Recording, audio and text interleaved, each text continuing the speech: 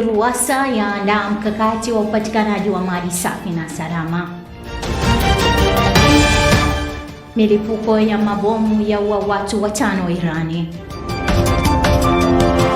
Na katika michezo na burudani, mchezo wa kirafiki baina ya Shahada na Stashahada ya uandishi wa habari watamatika kwa bao 3-0. Habari za kutwa mtazamaji popote pale ulipo, ifuatayo ni taarifa ya habari kutoka hapa UoI Digital. Jina langu ni Ruminata Mgane. Mamlaka ya maji safi na usafi wa mazingira mjini Iringa, RUWASA, yaandaa mkakati wa kuboresha upatikanaji wa huduma za maji safi na usafi wa mazingira katika manispaa ya Iringa pamoja na miji midogo ya Ilula na Kilolo. Mwanahabari wetu Peter Nyirenda ana undani wa taarifa hii. Akizungumza na UoI Digital, kaimu mkurugenzi wa usambazaji maji wa RUWASA Mhandisi Joel Kapinga amesema kuwa utekelezaji wa mradi wa maji wa Mto Mtitu katika wilaya ya Kilolo wenye thamani ya shilingi bilioni 200 unakuja kuimarisha hali ya upatikanaji wa huduma ya maji manispaa ya Iringa kwa 100%. Kwa muda mrefu ambao ni wa kutoa maji chanzo cha maji cha Mtitu kutoka halmashauri ya wilaya ya Kilolo ambacho kitakuja kitakuja kuongeza kiasi cha maji ambacho kinaweza kutosheleza wakazi wa manispaa ya Iringa, miji ya Kilolo na Ilula mpaka itakapofikia mwaka kwa mahitaji ya maji mpaka itakapofikia 2045. Kwa upande wake, mkuu wa kitengo cha mawasiliano na mahusiano kwa umma Birestuta Sakila amewaasa wakazi wa manispaa ya Iringa kuendelea kushirikiana na RUWASA hususan katika kulipia huduma za maji ili kuifanya RUWASA iendelee kutoa huduma endelevu kwa wananchi. Ni wasihi wananchi tuendelee kutimiza wajibu wetu. Wajibu wa mwananchi ni kuhakikisha analipia huduma zile anazozipata. Kwa maana hiyo basi wananchi wetu waendelee kuzilipia huduma kwa kadri ambavyo RUWASA inaendelea kuwapa huduma. Nao baadhi ya wananchi wa manispaa ya Iringa wameipongeza RUWASA kwa kuendelea kutoa huduma bora za maji. Kwa kuwa bila wao hatuwezi fanya kazi ya kufua, maana wametufikishia maji mpaka ofisini, unaona. Kila kitu chao kiko nafuu, kuanzia kuingiza hayo maji, huduma zao, kwa mfano yakisumbua tu wamekuja wamefix kila kitu. RUWASA wako vizuri kwa kweli. Ndio. Pongeza tu sababu huduma zao ni nzuri. Zinafaa na tabia hapa zamani maji labda katika na nini hakuna hiyo. Unless wewe mwenyewe uwe ni mtumiaji wa prepaid kama hujalipa ndio uwezo kupata huduma. Lakini sisi wa kila mwezi na maana kama unalipa bili zako kwa wakati basi unaweza kupata maji watoto na uhitaji. Hiyo upatikanaji huduma kwa sasa manispaa ya Iringa ni 97%. Lakini RUWASA inaendelea na jitihada mbalimbali kuhakikisha kwamba huduma hiyo inapatikana kwa 100%. Nikiripoti kutoka hapa RUWASA, mimi ni Peter Nyirenda wa UoI Digital. Mganga mfawidhi wa Iringa Dispensary ameeleza njia mbalimbali zinazotumika kujikinga na maambukizi ya virusi vya ukimwi, ikiwemo kutoa elimu kwa vijana juu ya afya ya binadamu na maambukizi ya ukimwi. Violet John anatuarifu zaidi. Mganga mfawidhi wa Iringa Dispensary ameeleza njia mbalimbali zinazotumika kujikinga na maambukizi ya virusi vya ukimwi kwa kutoa elimu kwa vijana juu ya afya ya binadamu. Ameyasema hayo kwenye mahojiano na UoI Digital ambapo amesema wanatoa elimu mbalimbali kwa vijana juu ya maambukizi ya virusi vya ukimwi kwa kuhamasisha matumizi ya kinga pamoja na kupima mara kwa mara. Niseme tu kwamba njia ambazo zinatumika kwa ajili ya kupunguza maambukizi haya ya virusi vya ukimwi kwa wananchi na jamii nzima ya wanafunzi katika maeneo yanayotuzunguka. Kwanza kabisa, katika zahanati yetu hapa tuna elimu au tunaita huduma rafiki kwa vijana, ambayo hiyo huduma inajihusisha na kutoa elimu kuhusiana na afya ya binadamu pamoja na ugonjwa huu wa ukimwi pamoja na njia za maambukizi. Kwa hiyo ukifika hapa kama kijana tunakupa elimu juu ya ugonjwa huu wa ukimwi. Lakini pia njia nyingine tunatumia njia ya kuhamasisha matumizi ya kondom wakati wa tendo la ndoa kwa vijana. Tunawaelimisha umuhimu wa matumizi ya kondom ili kuweza kujikinga na janga hili. Lakini pia njia nyingine ambayo tunatumia sisi ni kuwaelimisha vijana kupima VVU mara kwa mara.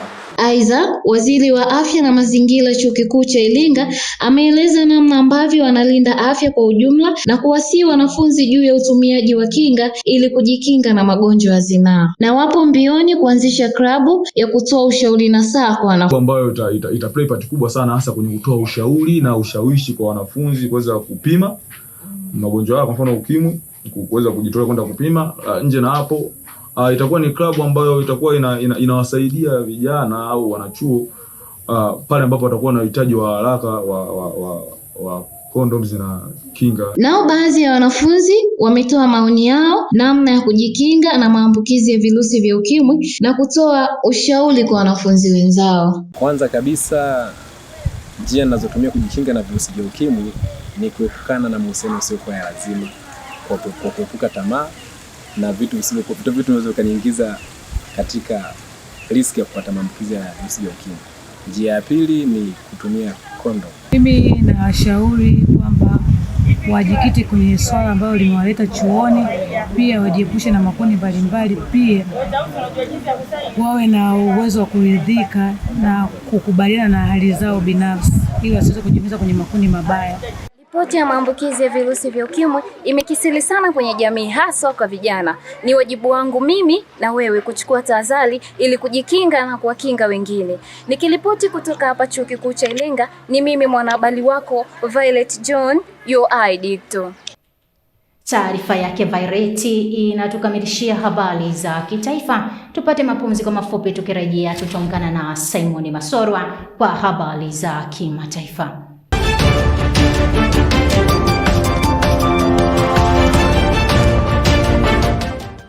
Milipuko kadhaa imeripotiwa katika maeneo mbalimbali nchini Iran, wakati hofu ya kuzuka kwa vita ikiendelea kuongezeka. Jeshi la zimamoto na huduma za dharura waliwasili katika tukio hilo. Kwa mujibu wa shirika la habari la Tasnim, linahusishwa na jeshi la walinzi wa mapinduzi ya Kiislamu katika mji wa bandari wa Abbas ulioko katika Ghuba ya Uajemi. Imeripoti mtu mmoja kuwa aliuawa na wengine 14 kujeruhiwa katika mji mkuu wa Tehran. Katika eneo la kusini magharibi mwa Iran kuna taarifa ya mlipuko wa gesi uliosababisha vifo vya watu 5. Kwa upande mwingine, majeshi ya majini yanatarajia kuanza uokoaji muda si mrefu katika Ghuba ya Uajemi, ambapo China na Urusi wanatazamiwa kushiriki. Naye rais wa Marekani Donald Trump ameliweka jeshi pamoja na meli za kubeba ndege za kivita katika eneo la Ghuba. Asante Simon kwa kutupitisha kimataifa. Mtazamaji, na sasa tuangazie habari za michezo na burudani zinazosomwa kwako na Yusuf Shehi.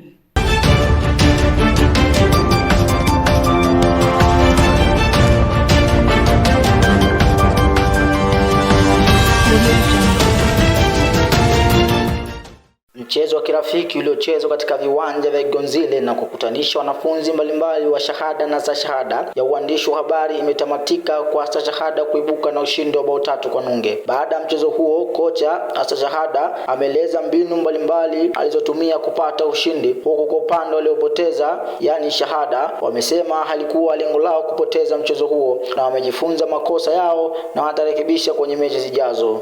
Chemistry ilikuwa hali ya juu, lakini mpinzani wetu kiujumla leo hakuwa mzuri, alikuwa mbovu. Kwa hiyo tumetumia nafasi hiyo kumpiga chuma 3. Tuteza goli moja, lakini unaona kuna goli ambalo tumefungwa kutokana na makosa ya mwamuzi. Kwa hiyo kwetu sisi tunakwenda kwenye uwanja wa mazoezi na tutafanyia yale makosa yote marekebisho ili kwenye games zijazo tuweze kupata ushindi. Lakini pia nao manahodha wameeleza sababu za kushinda na kushindwa kwa mchezo huo. Mpinzani wana wachezaji wapya ambao wazuri, ili tuwamaki wale na sisi tuweze kupata space ya kucheza mpira. tumefanikiwa. Kipindi cha kwanza tuliangalia wale wachezaji wazuri zaidi, tukawakamata na tukacheza mpira, na mliona namna ambavyo tunacheza ndani ya kiwanja, tuliwamudu. Ndio maana ilipelekea sasa sisi kuondoka na magoli mawili kipindi cha kwanza. Angalia magoli mawili tumefunga nje ya goalkeeper, maana yake goalkeeper alikuwa hayuko serious sana kwenye eneo la kulinda lango, pia eneo la ushambuliaji, maana yake kubadilisha nafasi kuwa magoli, eneo ambalo tumelifanyia uzembe, kwa sababu tuna mashindano mbele yetu, mashindano ya Interfaculty kwa maana tunatanisha journalism na kozi nyingine, kwa maana tunachukua changamoto kama hizi ili tupelekee kwenye mashindano mengine tuwe bora zaidi. Mchezo wa kirafiki kati ya Nandi Degrees na Degrees ukiwa umetamatika na Nandi Degrees wakiondoka na ushindi wa bao 3-0. Nikiripoti kutoka viwanja vya Gonzile, mimi ni Yusuf Sheikh Jumanne wa UoI Digital. Shukrani sana Yusufu kwa kutupitisha huko viwanjani. Hii ni taarifa ya habari kutoka hapa UoI Digital. Mtazamaji, kabla ya kufikia tamati, tujifunze kidogo lugha ya Kiswahili kwa msamiati wa leo kutoka kwake Fariji Kasanga. Nikusi endelea kusalia nasi.